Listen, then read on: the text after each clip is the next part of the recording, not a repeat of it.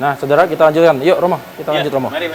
Jadi, nah ini kan juga, ini Romo, ini kan salah satu kas tapi sebelum kita buka. Tapi Romo, kita mau kasih penjelasan kenapa di sekarang ini ya ornamen-ornamen di gereja ini gimana Romo ceritanya? Sekarang ini adalah pekan suci yang diawali oleh hari raya Minggu Palma. Minggu Palma. Baru-baru ini. Okay. Nah, karena itu Minggu Palma adalah minggu yang menceritakan kisah sengsara Tuhan Yesus. Makanya ditutup dengan kain ungu, tanda berkabung, tanda bahwa kita itu sedih. Kita itu sebetulnya malu karena Tuhan menyerahkan seluruh hidupnya padahal dia sudah begitu berbuat baik. Dia menyerahkan hidupnya untuk kita ketika kita berdosa. Karena itu nuansa pertobatan, nuansa melihat diri sendiri, introspeksi dengan menutup patung atau simbol-simbol gereja itu menandakan kita ikut sedih, ikut merefleksi, introspeksi tentang kesalahan dan dosa kita manusia. Oke. Nah, jadi ini boleh dibuka ya Romo ya? Boleh dibuka. Karena ini kan salah satu katanya icon ya? Ya, Icon gereja Gianyar ya. Nah, gimana Romo? Ayo Romo. Oke. Oh iya, kayu ya? Kayu. Oke, Dan ini gimana utuh, Romo? bukan tambalan, utuh. Dan inilah kekasan Maria yang dilukiskan dalam bentuk inkulturasi seni tentang Maria Ibu Yesus dan Kanak Yesus serta Bapak Yosef memegang penggaris karena dia tukang kayu. Iya, karena itu pas kayu dia tukang kayu kan.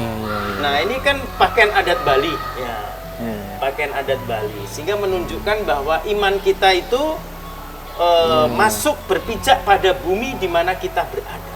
Ya, nah itu penting sekali. Sehingga bagi kami orang Bali itu memahami tentang keluarga kudus, Santo Yosef, Santa Maria dan Kanak Yesus, ada suatu kolaborasi chemistry yang sangat kental karena budaya adalah tempat untuk mengekspresikan juga iman kami. Ini jadi ciri. Dan ada satu-satunya di gereja ini. Gitu ya Romo. Gereja San Mari. Tidak ada di paroki lain, tidak ada. Tidak ada. Karena di sini punya kursus seni ukir tadi. Yang tadi itu ya, ini salah satu hasilnya begini. Hasilnya. Berarti ini sudah lama juga ini. Yang masih ada sampai sekarang. Ini sudah sejak tahun 83, berarti sudah hampir 40 tahun ya. 40 tahun. 40 tahun masih utuh. Terus ini ada lagi. Satu lagi ini. Oke Romo, Romo sini. Ya. Sebelah sana Romo. Ya, saya pegang Romo. Ya, ini adalah karya 3 peristiwa ya, di mana Yesus lahir ya, kemudian 3 orang majus, lalu Yesus dipersembahkan di bait Allah. Nah, itu. Nah, ini kelahiran Yesus dan ini satu utuh, ini kayunya. Kayu ya. Dan ini karya seni di San Mari Gianyar, satu-satunya, tidak ada di tempat lain. Tidak ada duanya. Tidak ada duanya. Sudah hampir 40 tahun lebih ya, 40 tahun lebih. Sejak tahun 83 kan. Nah, ini kan utuh nih, ya, bukan tambalan ya. Nah, jadi inilah ini membuktikan bahwa gereja itu menghormati budaya. Dan mengungkapkan kebudayaannya dalam iman, dalam bentuk seni. Nah, itu yang harus kita pahami gitu ya. Karena kita menjadi orang Kristen, menjadi orang Katolik di Bali ya, di Indonesia. Jadi tidak ada suatu pemisahan ya satu sama lain, begitu ya. Jadi ini hanya di sini. Di mana bumi dipijak, di situ langit dijunjung. Ya, itulah jadi pentingnya. Kehadiran gereja Katolik demikian juga, tetap demikian pula. Ya, dia berada di Pulau Bali, maka kultur Bali menjadi pijakan untuk mengungkapkan iman Kristiani. Oke. Baik. Nah, ini Romo kan kalau nggak salah kan ada 2 gedung gereja. Ada 2 gedung gereja. Tapi ini tadi dikatakan masih tetap dipakai. Masih dipakai. Kapan makainya Romo? Kalau misa harian, ada pertemuan, ada rekoleksi, ada apa masih digunakan. Baik. Meskipun tidak ada tabernakel karena ini fungsinya balai pertemuan. Nah, itu. Gereja itu kan pertemuan, perjumpaan gitu. Kan tadi berawal Romo cerita, kemudian sekarang sudah mulai ada perkembangan terhadap umat Gianyar. Nah, kalau sekarang bagaimana potretnya Romo? Nah. Umat di paroki Gianyar ini. Nah, sekarang ini dari sejak tahun 1978, ya tadi saya sudah jelaskan, sampai tahun 2024, kurang lebih jumlah umatnya itu 1.335. Oke. Dengan 7 lingkungan. Oh, sudah 7 lingkungan. Komposisinya kurang lebih 65-70% adalah umat dari luar Bali, pendatang. yang pendatang, ya. Sisanya itu adalah campuran. Ada yang dari sini, dari Jawa memang tugas di sini, dan juga ada orang boleh dikatakan di sini kan tempat pariwisata, jadi banyak umat ekspatriat dari Jakarta, ya. Ekspatriat juga yang punya rumah villa di sini, punya resort, punya hotel, yang kadang-kadang ke gereja di sini. Jadi itu, dan jumlah 1.335 jiwa itu mereka ini berkarya pada umumnya di bidang pariwisata. Pegawai negeri dan juga TNI Polri juga ada, tapi sedikit sekali.